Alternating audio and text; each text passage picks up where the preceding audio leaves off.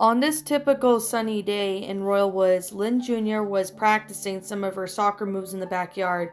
Given her history with balls in the house, anytime she wanted to practice some contact sport, she had to do it outside. However, there was one grating issue when it came to practice. At times, she needed a partner. An obvious choice would be to ask her teammates if they had time, but instead, the 13-year-old decided to go to one person she can always trust, her brother. Although she wouldn't say it out loud, she always enjoyed it when Link could practice with her. It wasn't because of how easy it was to score points due to the boy's lack of interest or physical fitness, but more along the lines that she found it to be a good quality time for the both of them. Because she wanted to get Lincoln out of his room, just so he wouldn't be holed up in there all day. Grabbing the ball, Lynn Jr. walked through the back door and into the kitchen. Upon entry, she saw her comedian sister cooking up something in the oven. "Hey, Luann, have you seen Lincoln?" "Lincoln? Who's Lincoln?" she asked, gently confused. The Jacques gave a dry laugh. "Very funny. You can't tell me you don't remember our brother," she smirked. We never had a brother. We only have 8 sisters. But since you heart so impressed about this Lincoln guy, is he your new friend?" Luann started in a suggestive tone as she raised her eyebrows. Lynn Jr. looked at her in disgust. "What? Ew, no! Why would I like Lincoln like that?" The 14-year-old gave her a typical laugh. "Just saying, there hasn't been any other guy in this house besides Dad, since forever, who knows." She continued to tease. Lynn grew red around her cheeks and stormed out of the kitchen, Luann's laughter following her out. In the living room, the sports lover saw Lenny on the couch, watching a fashion show. "Hey, Lenny, have you seen Lincoln anywhere?" "Lincoln? I don't know any Lincolns here," the blonde started, looking around for a moment. Then she spotted a brown, rolled-out piece of copper on the floor. "Wait, there he is!"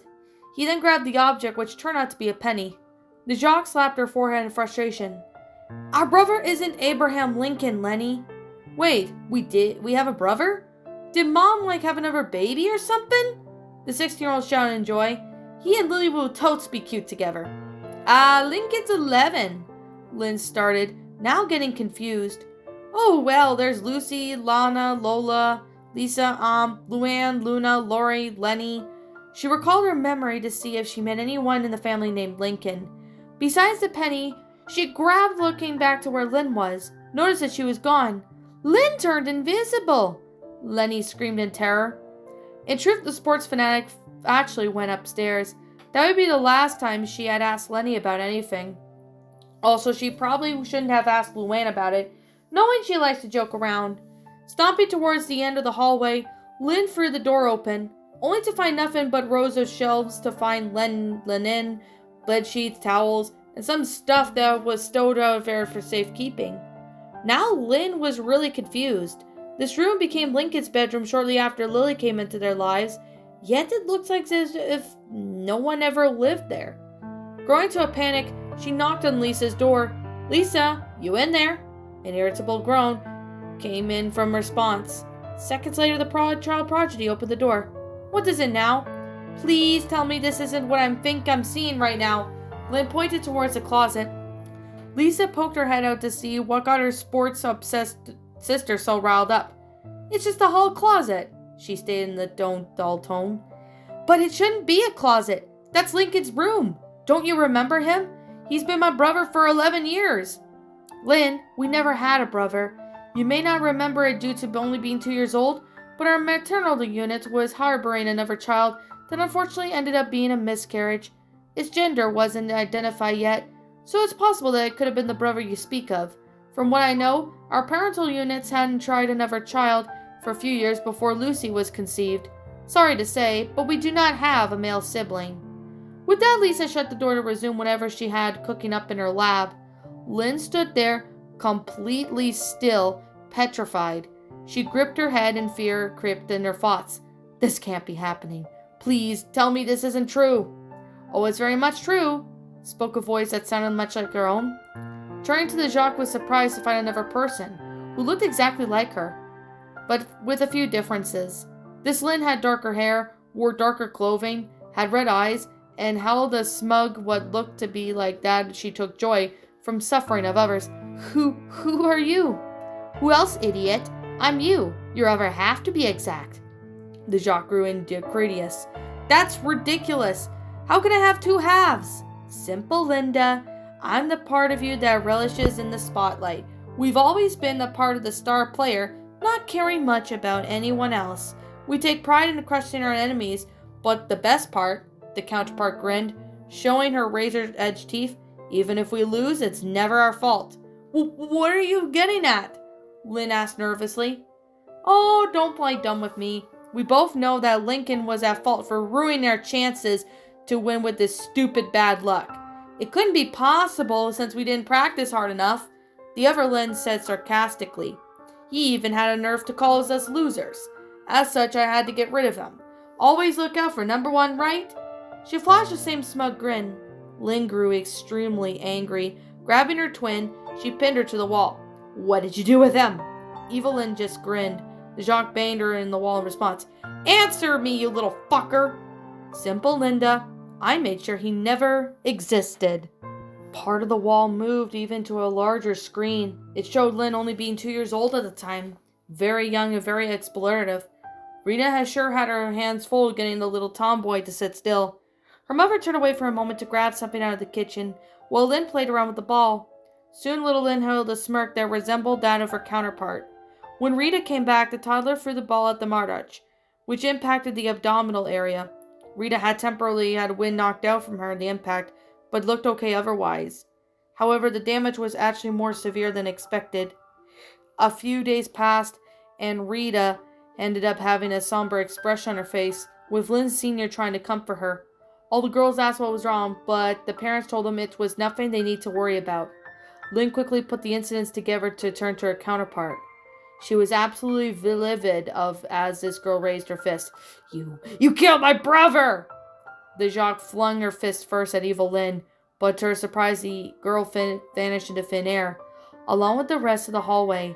Lynn then stood alone in a black, distorted void, trying to get a hold of her bearings. To make matters even worse, she heard her twin's taunting voice echo throughout the area. Sure, I killed him, but that's what you wanted, right? You wished for him to never be born, right? Several screens popped up around Lynn, showing the fight that she had with Lincoln just hours earlier. They kept repeating the words that she didn't mean to use on him over and over again. Lynn sunk to the ground, covering her ears as she tried to block them out, but to no avail. I didn't mean to say that to him. I swear I didn't. The poor girl was on the verge of crying. Well, what can I say, Lynn? Be careful what you wish for. Evil Lynn's laugh echoed throughout the dimension, making Lynn begin to sob uncontrollably. What's wrong, crybaby? Wake up and smell the flowers. Wake up, wake up. In real time, Lucy was shaking her roommate vigorously. Lynn, wake up. The Jacques had finally awoken, screaming bloody murder. Panting, she quickly looked around the room. Nothing was she was back in her room. Lucy was standing next to her as she was sweating profusely. Lifting the covers up, she saw that she still had bandages around her ankle. It was only a dream? Must have been a gruesome nightmare, Lucy stated monotonously. How did you wake me? Lynn asked, wiped some sweat off her forehead. You were talking in your sleep. If I had to guess, it was about Lincoln. Lynn nodded slowly, looking at her injury. Did Mom and Dad find him? The Goth hung her head. Sigh, they didn't. But they did stop at the hospital to get you some stuff for your foot. Lucy then pointed over at the door. Leaning against the wall was a pair of crutches and a headshell strap. The sports lover groaned. Do I really need crutches? I could walk just fine without them, she stated, moving her legs to get up. However, the second foot with the injury touched the floor. She recoiled, the pain shot through her. Lynn, you could barely walk yesterday, and I had to help you to the car.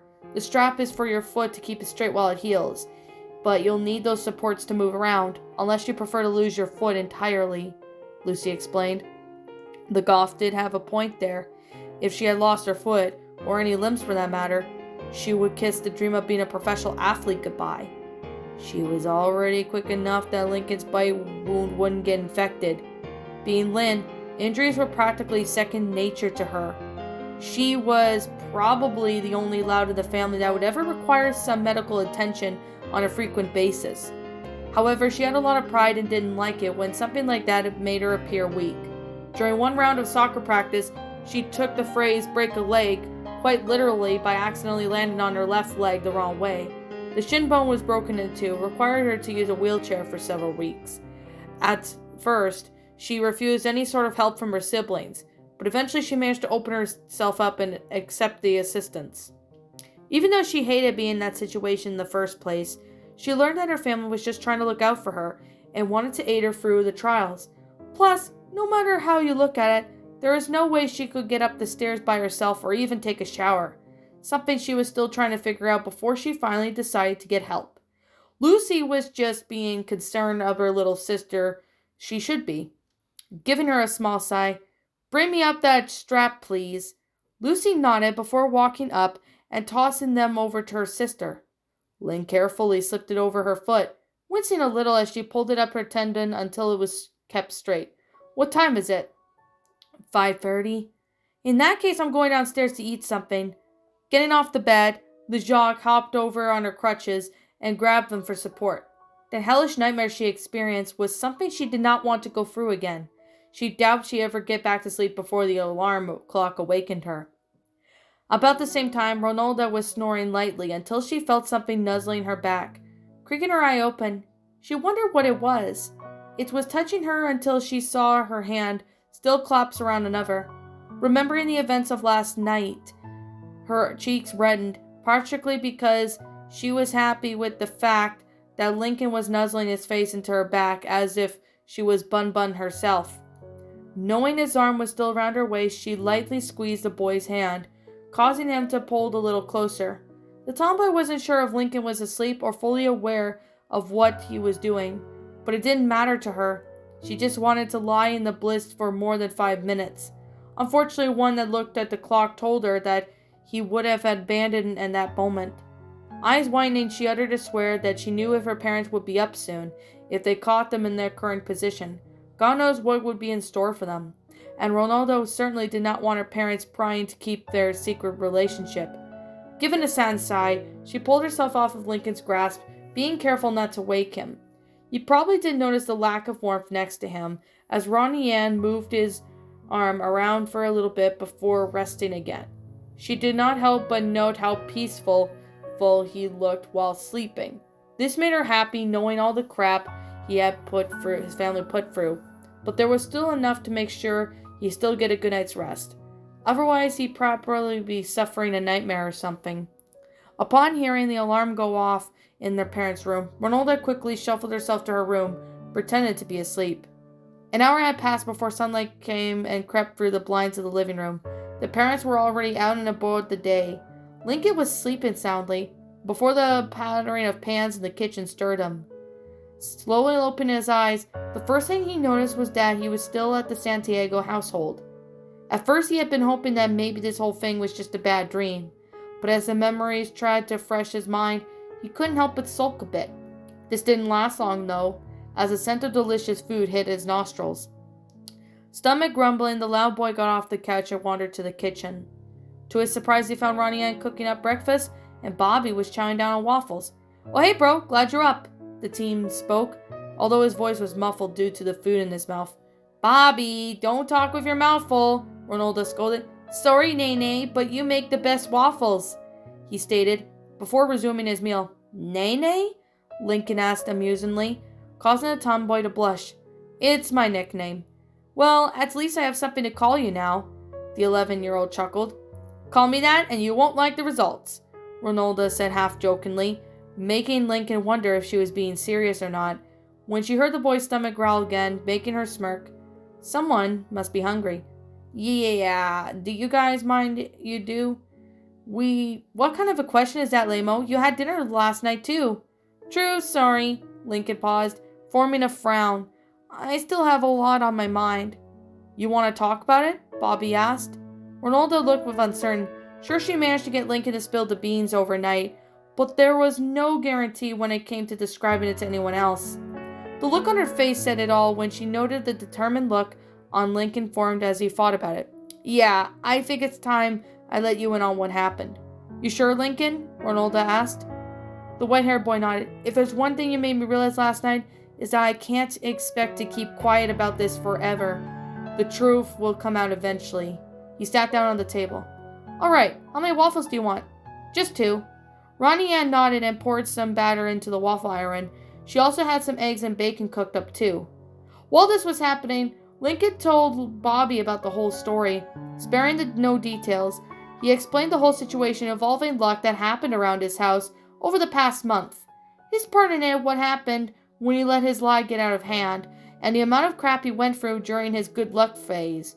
Ronnie Ann joined in the table when Lincoln started talking about some of the misdeeds his sister put Lincoln through, and to their surprise, there was a lot more on that list going on they discussed last night. Even Bobby left his mouth hanging open in shock from hearing everything, and Lincoln wasn't even finished. So after that, I felt so angry, I actually cursed at all of them. Wait, you're saying you actually... Bobby started.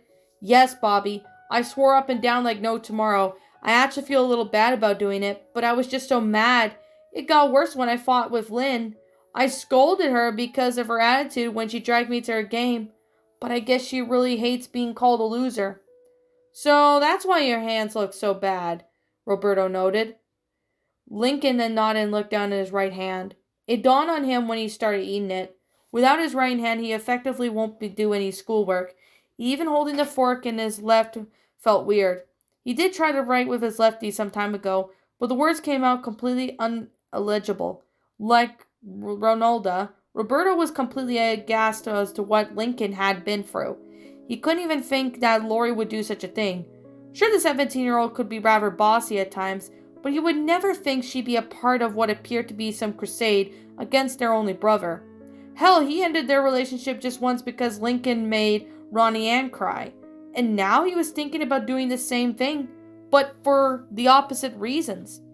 Bro, words can't describe me how sorry I feel for you. I'm even shocked that Lori right now, of all people, would do such things. I mean, like, seriously, who barfs on someone and then takes a photo of it? She is not so my babe anymore. In fact, I'm gonna call her right now, the teen stated, grabbing his phone. By this time, Lincoln had to smack the phone out of his hands. Oh, come on, it's this lucky thing that has a protective case. But Bobby, if you tell Lori you know everything, that will mean she knows where I am, and the whole thing will come here, the boy explained in disdain. The man gave him many jobs gave a sigh. True, but I don't think you realize how serious this is, Lincoln. Banning you from many activities is one thing, but purposely locking you out of the house? That's a criminal offense. Both kids grew eye-wide.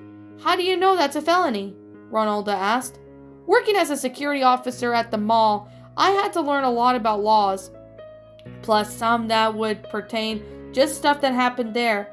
But I was just saying, purposely kicking out a minor hasn't been legally incompetent since a child abandonment, which is a crime punishable given his demeanor and or a felony. Since this sounds like a first time this has happened to you, both parents would be charged with a demeanor, and well, they might be sent to prison, maybe a year? Bobby was unsure of how to word the last part, but he wanted to try to sound as sweet as possible to ease news. My parents could go to jail for this? Lincoln yelled, making the teen wince. Sure, Lincoln was more annoyed than shocked that his family had kicked him out the first time, but he never thought they probably would attract the police. Yes, sorry bro, but something like this can't just be ignored. I guess, but don't call the police yet. I'll do it myself, Lincoln said in an uncertain tone. You sure, Link? Roberto asked. Yeah, I just need some time to think about it. The boy stared at his food. After getting his unexpected news flash, he lost his appetite. Sorry, Ronaldo, I'm just not hungry anymore. It's all right, Lincoln, she replied, taking his plate over to cover with foil. Oh, and your clothes are clean. Thanks. Shortly after that awkward breakfast, Lincoln was back to his regular clothing, and Ronnie Ann sported her usual attire as well. The ashen-haired boy stood outside the front door, staring up at the clear blue sky, with it being deep in thought. It wasn't every day that you heard your folks actually would be sent to prison. Sure, Lincoln himself had been subjected to being held in custody at the mall once he and Clyde fell for a scheme set up by an undercover mall cop. But that whole ordeal only lasted a half hour. This was a yearly sentence that he was thinking of slapping his parents with. If they were arrested, what would become of the siblings or himself? Sure, he lost a great amount of love and respect he had for them, but could Lincoln actually have him break his family apart like that? There were so many things that he had to consider. Ronaldo then stepped out of the door with her backpack on, skateboard in hand, and caught Lincoln in a daze. You alright? He turned and did a quick peek. Yeah, I'm fine. Lincoln. Ronnie Ann, I'm fine. I just have a ton on my plate right now. I kinda hate my family, but still I don't want to go home just yet. But we do have to stop by my place because of all my stuff is there, and I don't want you to be late for school. The Hispanic girl softly shook his hand. I wouldn't care if I'm late, if it means helping you. Plus, you look really silly wearing Bobby's clothes. She gave a small laugh. Admittedly, Lincoln hadn't known much about Ronnie Ann. Just yesterday, he had just learned what her actual name was. She actually always been brash and very rough around the edges when they were in public, mostly because they'd been keeping their relationship a secret for some time. However, he never knew what she was like outside of her usual tough girl attitude. The boy never knew someone like her could be so kind and passionate. She gave him a comfort and confidence that when he was feeling down, like a real girlfriend would, perhaps this was how Lori felt when Bobby cheers her up. Lincoln probably wouldn't say it out loud, but he was actually glad that Ronaldo decided to choose him as her target practice for bullying. So giving a smile, all right, let's go. A 15-minute walk was all it took for the couple to reach home. Lincoln currently despised. Thankfully, Banzilla was absent, and there was hardly a sound coming from the abroad. Perhaps the occupants have already left for school, they had hope. Lincoln cautiously peeked through the window, finding no one in the living room. It looks like it's clear. If they locked you out for the first time, how did you expect to get in? The kitchen door has a doggy door for Charles. I'm pretty sure both of us can fit through it, the boy stated, walking around to the backyard. Poking his head through the small door, he found no one to be in the kitchen. He crawled through quite smoothly before opening the door for Ronaldo. The Hispanic girl never thought to be in the loud house when it was all quiet. Then again, she would expect from the occupants that were away, doing their daily business. Lincoln stepped out into the living room, spotting his backpack exactly where he left it last night. The memories came flooding back to him as he looked around. Small patches of blood were seen on the carpet, and there was even a noticeable crack on the wall where he pushed Lynn to meet their fight. Ronnie Ann then took notes of this as she was walking around Ground Zero, grimacing a bit at the blood patches. The Lincoln and violent usually didn't go the same sentence. Yet the damage is still caused by his and Lynn's fight. It was quite clear, despite how limited it was. The tomboy sincerely hoped that she wouldn't have to meet that side of him anytime soon.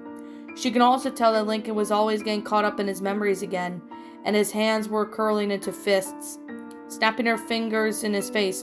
Lincoln, let's get your stuff and get out of here. Right, sorry. They walked up the stairs and went into Lincoln's room. The boy smiled as he picked up Bun Bun, giving the little plush a soft squeeze, and then he looked a few bins to find his large camper bag. I still can't believe they wanted to sell your stuff, the tomboy said bitterly, nodding the lack of furniture. Well, I think we could both say my family is a pack of morons, Lincoln stated, as he packed a good amount of clothes into his bag. After getting his clothing items, he also packed some of his A-Savvy comics, toys, computer, and a few bathroom necessities. Once he was finished, the duo walked back to the Santiago house, stashing his bag. It was rather heavy, so Ronaldo had to help carry it. Jesus, do you have to have pack your entire room like this? It's not everything I own, Lincoln panted. He just wanted to go around all day with his stuff. It'd draw a lot of unnecessary attention. Once he get the back cramps, they got it back to the house, they set everything in the living room. Unfortunately, it took the time of getting to and from the loud house, meant school would start soon. Lincoln glanced at the clock. Uh-oh, school starts in 10 minutes. We'll never get there in time. Ronaldo smirked. Don't worry, I got an idea. She glanced at the skateboard. She then looked and gave a devious and dangerous grin. An idea looked up. Lincoln then gave an audible gulp. Minutes later, two screams could be heard barreling down the road. One was laughter and excitement. while the other one was in sheer terror. Ronaldo was speeding down the hill on her skateboard, and Lincoln towed right behind her. He was on a pair of skates, holding onto her hand for dear life. Both had their backpacks on, and they managed to compensate any extra weight. However, Lincoln was leaning too far back, and his bag was scraping the ground at times. "This is crazy!" he yelled. "I know, right? It's awesome! Woo!" came the girl's response. They went over a couple small bumps. Ronnie Ann kept her balance steady, although Lincoln felt like he was going to lose it. "Almost there. I think I'm going to puke. Then turn your head to the side." Close to the school, the road had flattened out. However, there were at least 2 intersections. They sped past the first one without an issue, but the second they had a few seconds before the light changed. "We're not going to make it, that." "Oh, yes, we will." Ronaldo started to speed up. The driver of the car was sitting patiently up ahead. Once the light turned green, the man lightly tapped on his accelerator. Unfortunately for him, the couple of kids just barreled right in front of his car, forcing him to hit the brakes hard. The man leaned out of the window in anger. "You crazy kids!" Then he noted the rancid smell. Looking in front of the stride, he saw that it was covered in vomit. "Oh, you've gotta be..." His curse was cut by the cars behind him honking horns. Ronaldo steadily slowed to a stop, kicking up her skateboard. "We gotta do it again. That was just awesome." She turned to Lincoln, whose cheeks were still green after puking. "Oh, maybe not. Don't worry, Ronnie, and I'm..." Lincoln paused as he felt more vomit coming up, but he managed to push it back down. "I'm good," he chuckled nervously. "If you say so. See you later, lame-o," the Hispanic girl said as she ran to the building. Lincoln followed suit, once he was sure he wouldn't empty his stomach anymore. The day carried on like it usually did. Luckily, Lincoln hadn't ran into any of his sisters, and it seemed that no one knew of his current situation. Not even Clyde. Even so, his depressed state was quite easy to see. Even Miss Johnson asked him if he was doing okay after class, especially when she noted his hand injury, which when lunchtime rolled around, Lincoln decided to head to the library. As hungry as he was due to skipping breakfast, he needed to find some important information.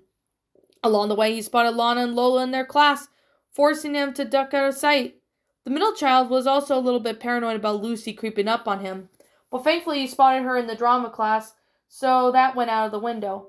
Stepping into the library, Lincoln made his way to the computer and typed in the search, "child neglect." Several answers came up.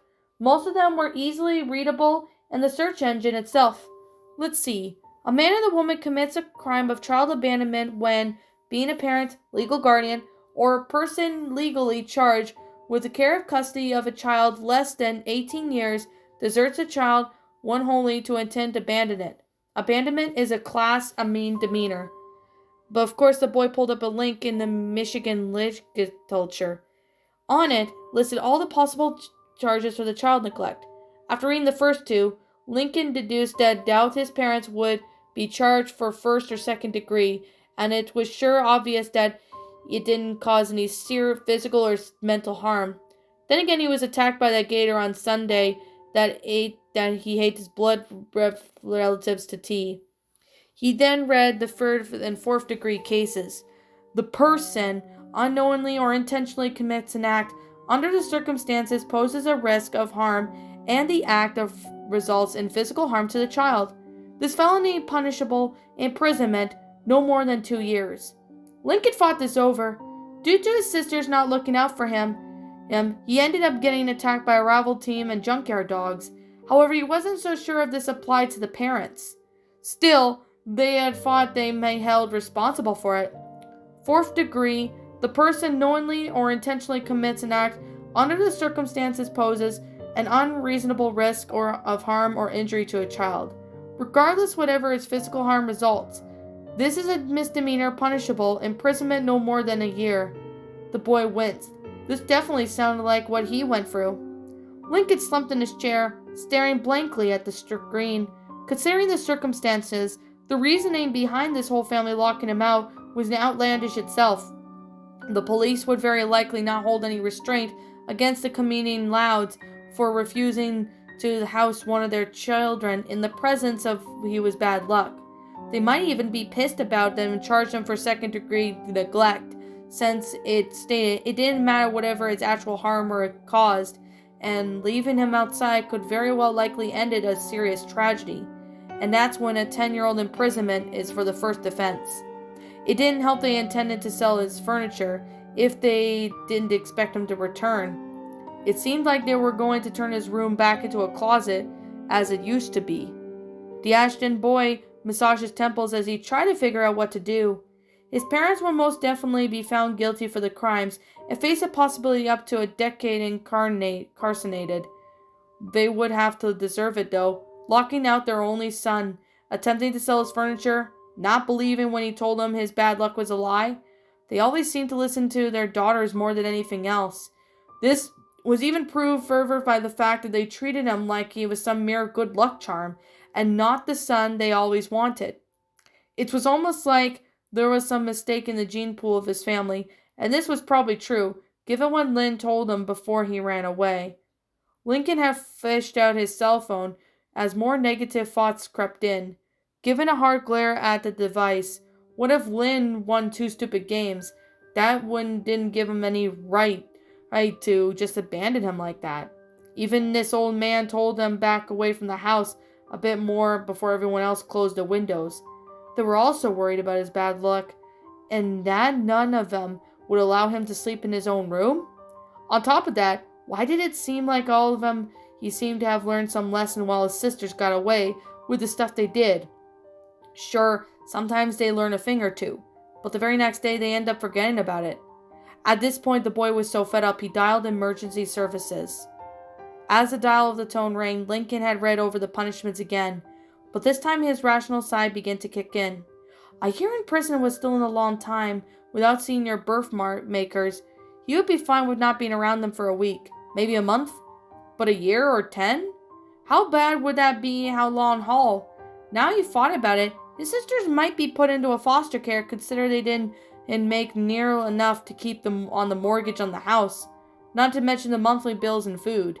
Even worse, they might be put into Aunt Ruth's care. Visiting their great Aunt Ruth was bad enough, but living with her? Lincoln grimaced. All this came down to one single question.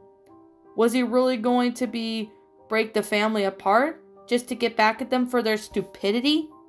911, what's your emergency? A calm voice broke the line, breaking the boy from his thoughts. There was no response. Hello? Hello? Still nothing. Stupid prank callers. Lincoln gave a sigh. Sorry, wrong number, he said as he hung up. The boy placed his phone on his desk before covering his face with his good hand. He just couldn't do it. He had the perfect moment to bring the legal system, but decided against it. As much as he had to make a right potential, much-needed court case out of this, the consequences were too far great. Sure, he wanted his family to realize what they've done, but spending years in prison was way too harsh on his mind. Due to this, Lincoln doubted his parents would call them police themselves. If they did, Lynn Sr. and Rita would have to confess what happened, and they spend their years unable to see any of their children growing up.